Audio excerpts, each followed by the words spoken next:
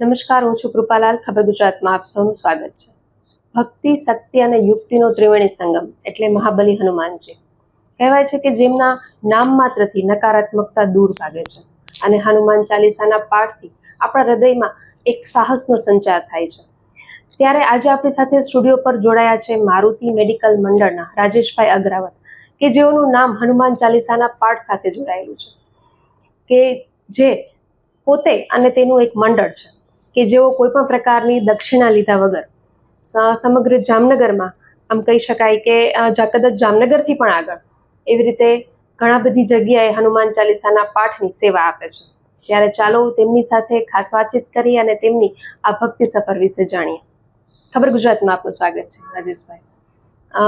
જે રીતે વાત થઈ આપણે કે આપ છેલ્લા ઘણા બધા વર્ષોથી હનુમાન ચાલીસાના પાઠની જે એક સેવા આપી રહ્યા છો, તો આ શરૂઆત કેવી રીતે થઈ અને શું હતી એ પ્રેરણા? જય સિયારામ.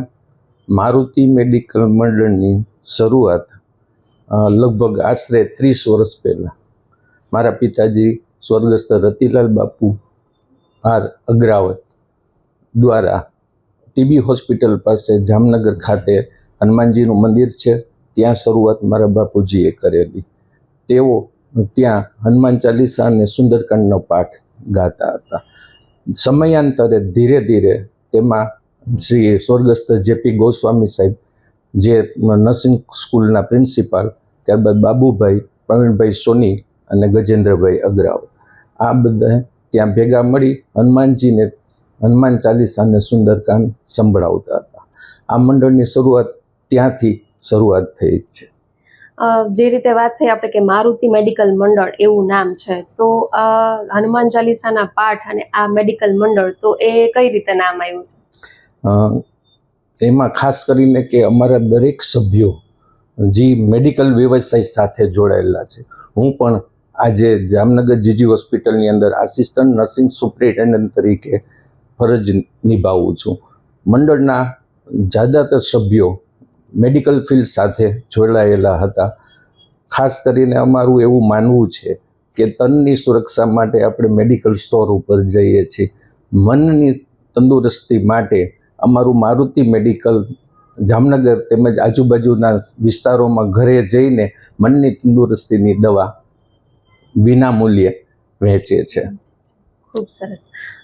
તમે જે રીતે વાત કરી કે આપના પિતાશ્રી દ્વારા 30 વર્ષથી પહેલા લગભગ આપણે આ કાર્ય શરૂઆત થઈ છે, તો શું હતી તેમની પાછળની પ્રેરણા અને કેવી રીતે એમને આ વિચાર આવ્યો કે આપણે શરૂ કરીએ? મારા ફાધર પોતે પણ ટીબી હોસ્પિટલમાં મેટ્રન તરીકે સેવા બજાવતા હતા અને હનુમાનજીનું મંદિર ત્યાં બાજુમાં, તે રોજ સવારે ત્યાં હનુમાન ચાલીસા કરી ટીબી હોસ્પિટલ જઈ દરેક સ્ટાફ દ્વારા તેમજ દર્દીઓ પાસે હનુમાન ચાલીસા કરાવતા. આરોગ્યની સાથે, ટ્રીટમેન્ટની સાથે એમને એવું ફિલિંગ થતું કે હનુમાન ચાલીસા એ અમોઘ શસ્ત્ર છે. દર્દીઓને દવાની સાથે સાથે આધ્યાત્મિક ચેતનાઓ આપવામાં આવશે તો દર્દી જલ્દી સારું થશે. એમનું મિશન આ જ બેઝિક હતું. આપના મંડળમાં કેટલા સભ્યો છે હાલ? અત્યારે અમારા મંડળની અંદર 15 જેવા સભ્યો છે, જે પણ દરેક જુદા જુદા સરકારી કર્મચારીઓ છે. કોઈ હોસ્પિટલ છે, કોઈ પોલીસ ડિપાર્ટમેન્ટમાંથી આવે છે, કોઈ સ્કૂલમાંથી આવે છે. મારો નાનો ભાઈ જે રજનીશભાઈ અગ્રાવત હાલ GTPS સિકા એમાં એન્જિનિયર તરીકે ફરજ બજાવે છે.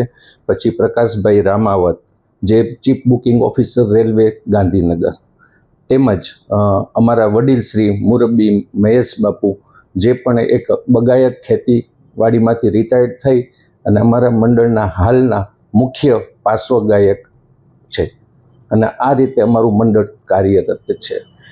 જે રીતે તમે વાત કરી કે લગભગ મંડળના દરેક સભ્યો છે ક્યાંક ને ક્યાંક વ્યવસાય સાથે જોડાયેલા છે, તો એ અને ત્યારબાદ આપણે આ પાઠની સેવા, તો કેવી રીતે તમે બેલેન્સ કરો છો અને કેવી રીતે બધું થઈ જાય છે? જનરલી અમારા મારુતિ મેડિકલ મંડળનો હનુમાન ચાલીસાનો સમય રાત્રે 9:30 થી 12 હોય છે. સરકારી ખાતામાં જે કોઈ કર્મચારી, અમારા દરેક સભ્યો કે પ્રાઇવેટ જોબ કરે છે, એ લોકો રાત્રે 8:30-9ની વચ્ચે છૂટી જતા હોય છે. અને ત્યારબાદ દરેક વ્યક્તિ જે સમયની અનુકૂળતા મુજબ ડાયરેક્ટ હનુમાન ચાલીસાનું અમારું એક ગ્રુપ છે, એમાં મેસેજ હોય છે, એ પ્રમાણે એડ્રેસ ઉપર પહોંચે છે અને બધા લોકો ફક્ત ને ફક્ત હનુમાન ચાલીસા ગાવા માટે જ આવે છે. કોઈનો કોઈ આર્થિક ઉપાર્જન એમાં છે નહીં. સૌ પોતપોતાનું જે કંઈ કાર્યક્ષેત્ર સોંપવામાં આવેલું છે એને બજાવે છે નિષ્ઠાપૂર્વક. અને આ મારુતિ મંડળનું મિશન જ એ છે કે હનુમાન ચાલીસા ગાવા અને ગૌરાવા. અને જામનગર તેમજ આજુબાજુના દરેક ઘરે અમે પહોંચીએ એવો અમારો એક નમ્ર પ્રયાસ છે. અત્યાર સુધીમાં કેટલા ઘર સુધી આપણે પહોંચ્યા છે? જ્યારથી અમે રેકોર્ડ રાખવાનું ચાલુ કર્યું છે ત્યારથી લગભગ 2800 હનુમાન ચાલીસા તેમજ સુંદરકાંડ અમે જામનગર સિટીમાં તેમજ આજુબાજુના ગામડામાં રાજકોટ, ભાવનગર, અમદાવાદ, બરોડા, સુરત તેમજ હરિદ્વાર સુધી પણ અમે હનુમાન ચાલીસા અને સુંદરકાંડના પાઠ કરવા ગયેલા છીએ. હાલ અત્યારની વાત કરીએ તો આપણે કયા કયા દિવસોમાં કરતા હોઈએ છીએ? જનરલી અમારે મંગળવાર, શનિવાર અમારો અવશ્ય હનુમાન ચાલીસાનો પાઠ હોય જ છે. એ સિવાય કોઈ પણ વ્યક્તિને ઘરે કોઈ સારો અથવા નરસા પ્રસંગ કે કોઈ શ્રદ્ધાંજલિ કાર્યક્રમ હોય ત્યારે હનુમાન ચાલીસા કે સુંદરકાંડ મારુતિ મેડિકલ મંડળ દ્વારા કરવામાં આવે છે. આપણે અગાઉ પણ વાત થઈ કે નિઃશુલ્ક તમારી આ સેવા છે કે કોઈ પણ પ્રકારની દક્ષિણા આપ લેતા નથી અને આ કાર્ય કરો છો, ત્યારે કેવી રીતે તમે એ પણ બધું મેનેજ થાય છે?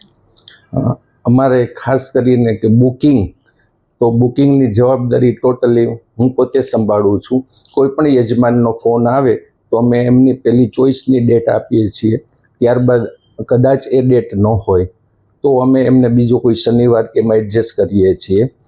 અને ખાસ કરીને અમારું જે એક્સપેન્સ થાય છે, ખાસ મેઇન જે માઇક સિસ્ટમ છે કે રિક્ષા ભાડું છે કે એકાદ વ્યક્તિ એવા પણ છે અમારા મંડળમાં કે જેમની થોડીક રોજગારી પણ આમાં સંકળાયેલી છે, જેમ કે અમારા તબલચી છે તો એમને અમે કંઈક ચાર્જીસ આપીએ છીએ.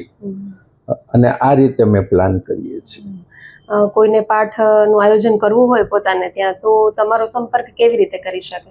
હા બેન, ખરેખર આ એક અગત્યનો પ્રશ્ન છે કે હાલના સંજોગોમાં અમને એવું પણ જાણવા મળેલ છે કે જામનગરમાં અમારી કોઈ બીજી શાખા નથી. મારુતિ મંડળ ફક્ત ને ફક્ત એક જ છે, કોઈ બીજી શાખા નથી.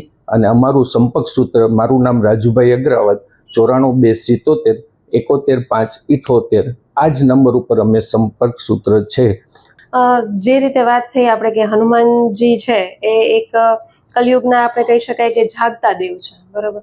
ત્યારે એમના પાઠનું જે શક્તિનો સંચાર આપણે કહીએ છીએ, જે સાહસ આપણને મળે છે, તો તમને આટલા વર્ષના જે અનુભવો છે તો એમાંથી તમે અમારી સાથે એવો કોઈ પ્રસંગ શેર કરવા માંગો કે તમને એવો કોઈ અનુભૂતિ થઈ હોય?